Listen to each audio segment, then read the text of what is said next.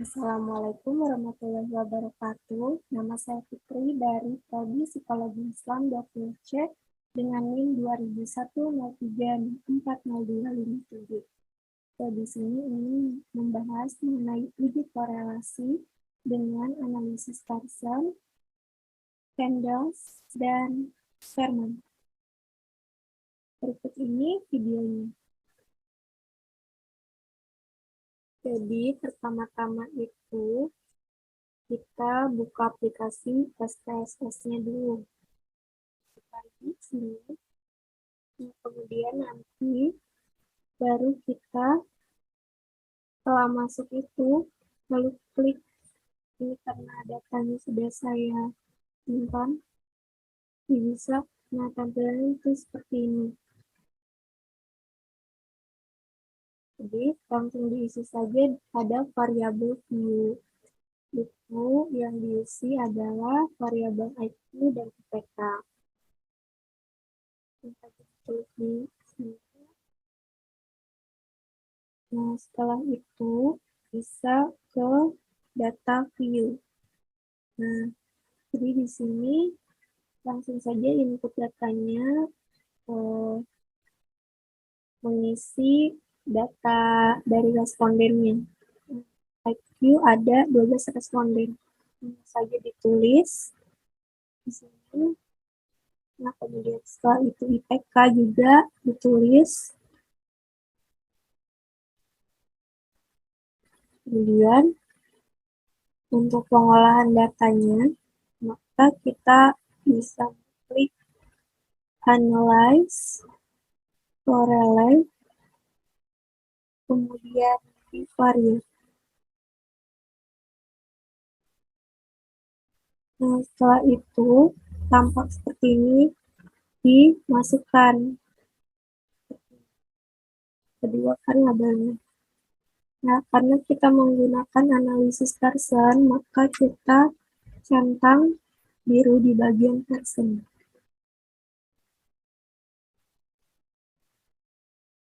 Nah, setelah itu centang child, kemudian centang pada flag significant correlation. Kemudian kita klik OK. Nah, di sini muncul output dari SPSS-nya. Nah, kemudian untuk interpretasinya, ini dapat dibagi menjadi 3 tahap. Jadi, untuk melihat tingkat kekuatan atau keratan hubungan antar variabelnya dari output ini, diperoleh angka koefisien sebesar 0,856. Artinya, tingkat kekuatan hubungan atau korelasi antar variabel IQ dan IPK ini bisa dikatakan sangat kuat. Nah, kemudian ada tanda bintang ini, maksudnya korelasi itu bernilai signifikan pada tingkat signifikansi sebesar 1% atau 0,01. Kemudian, melihat arah hubungan antar variabel angka koefisien berdasarkan output ini bernilai positif, yaitu 0,856. Sehingga hubungan kedua variabel ini tuh searah gitu. Jadi, dapat diartikan kalau peningkatan skor IQ ini akan diikuti oleh peningkatan nilai dari IPK. Nah, kemudian untuk melihat apakah hubungan yang terjadi adalah signifikan atau tidak itu bisa diperoleh dari signifikan 2 quintile sebesar 0,000 yang mana lebih kecil dari 0,05. Nah, jadi diartikan bahwa hubungan ini signifikan antara IQ dan nilai IPK. Jadi kesimpulannya hubungan antara IQ dan IPK ini memiliki hubungan yang positif dan kuat, yaitu sebesar 0,856. Jadi peningkatan skor IQ-nya itu akan diikuti oleh peningkatan nilai IPK-nya. Kemudian, selanjutnya kita akan menggunakan analisis Kendall dengan data yang berbeda. Nah, menggunakan data yang ordinal. Nah, ini di sini ada variabel view dulu. Nah, di sini ada variabel kecerdasan emosional dan perkembangan sosial. Nah, jadi bisa langsung diisi ya variabel. Setelah kita mengisi ini, desimalnya 0 aja karena tidak ada angka yang pakai koma. Kemudian ini diisi juga. Ini seperti ini ya. Lalu measure-nya ini kita pakai yang ordinal. Begitu pula yang ini ya. Kita pakai yang ordinal juga. Setelah itu, data view-nya. Nah, kemudian kita isi nih.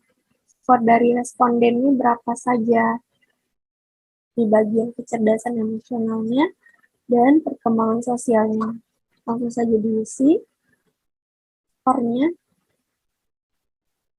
Setelah diisi sesuai dengan datanya, ke variabel view lagi di value-nya. Nah, untuk table value ini kita isi dengan 1 dulu. Nah, jadi 1 ini menunjukkan rendah. Kita tambahkan. Kemudian yang kedua itu cukup.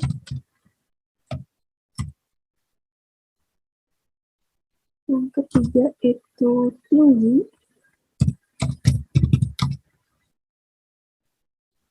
Nah, yang keempat itu sangat tinggi.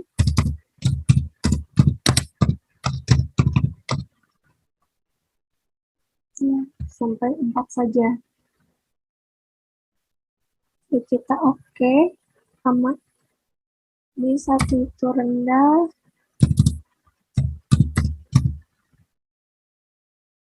Yang kedua itu cukup. Yang ketiga itu tinggi. Dan yang keempat itu sangat tinggi.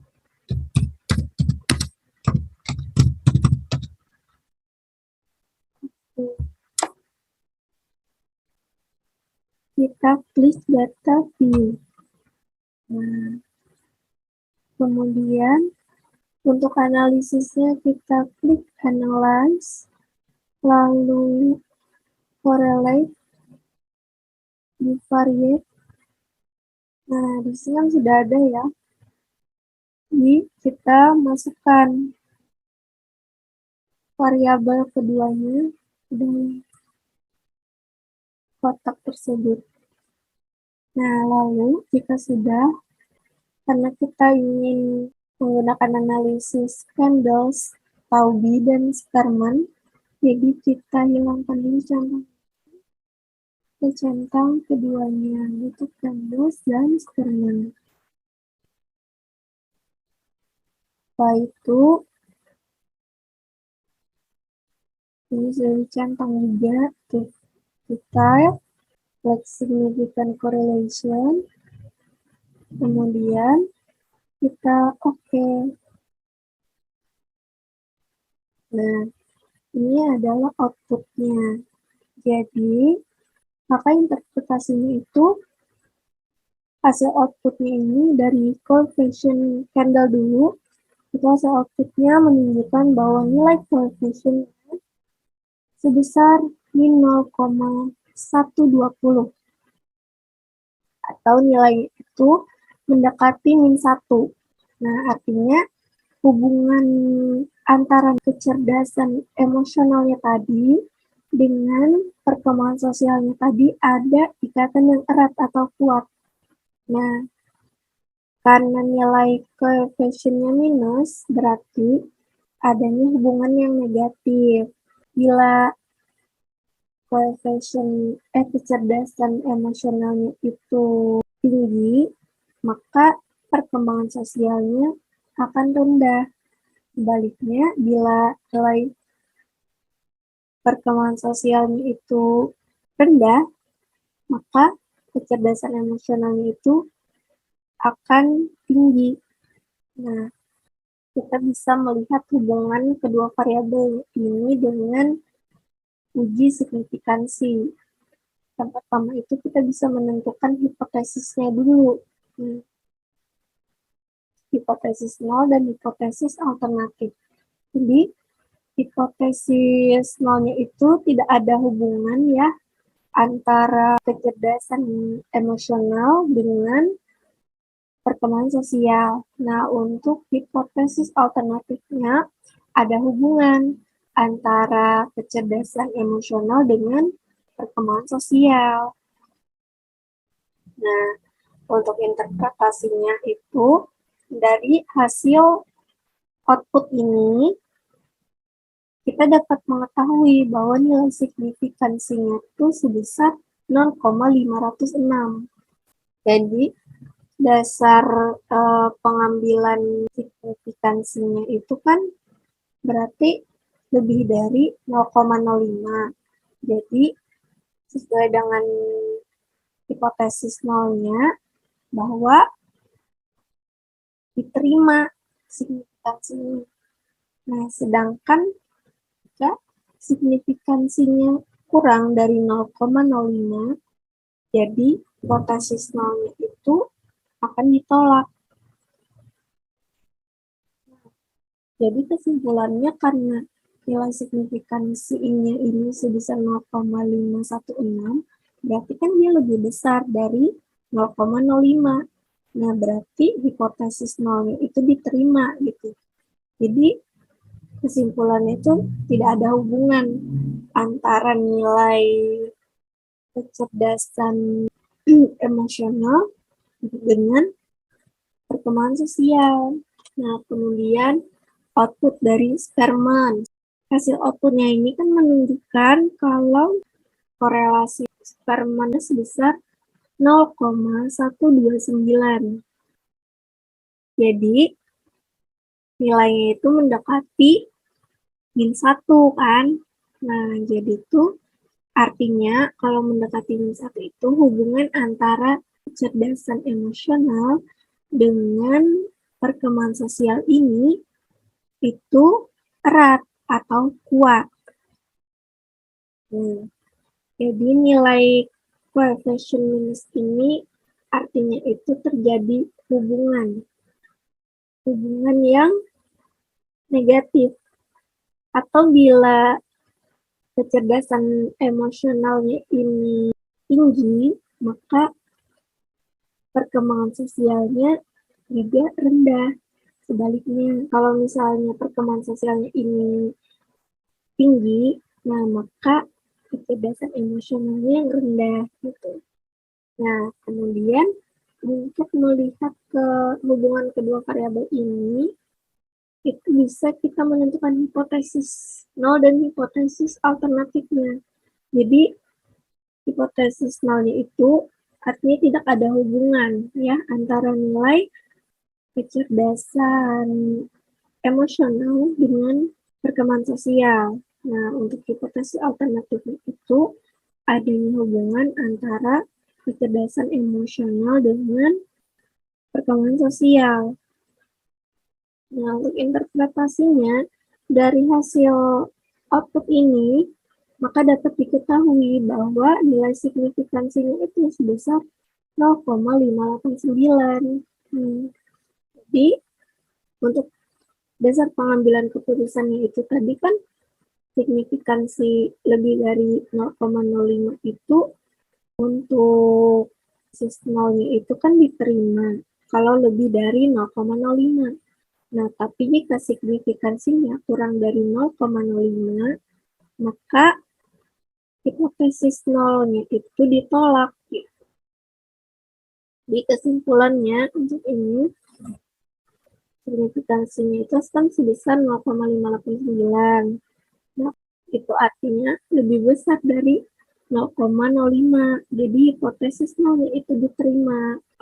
Kan tadi signifikan dasarnya tadi signifikansinya jika lebih dari 0,05 maka hipotesis nolnya itu diterima. Jadi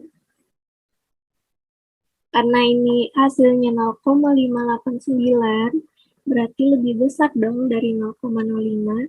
Jadi hipotesis nolnya itu diterima.